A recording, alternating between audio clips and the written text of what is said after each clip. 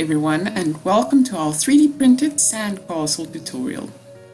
So here you can see I've got the components of the 3D printed castle already. I'm inserting the roof part, and you have to construct this sandcastle in a upside down manner.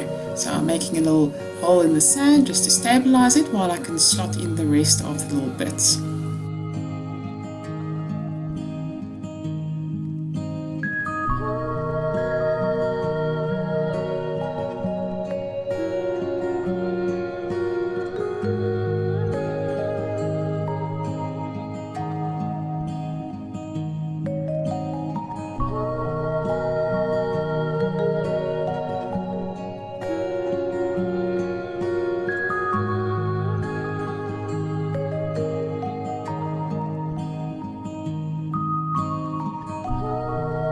So once you've constructed all the little bits and pieces into the set, you can compress the sand very nicely. Just compressing it really well. The better you do this, the more clear the design comes out.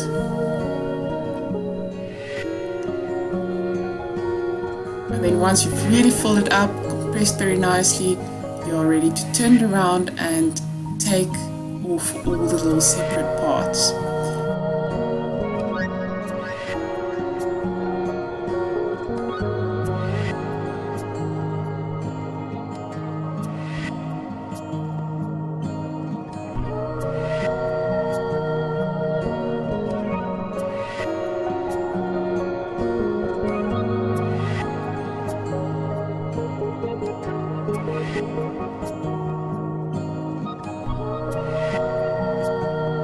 So here I'm just tapping a bit, that releases the sand a little bit better, taking off the part that keeps all these little bits together, and slowly taking away all the mold pieces.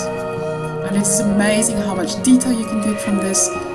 Sometimes they do not release that well, but that's also kind of part of the charm. I think this was a very successful one for our first try.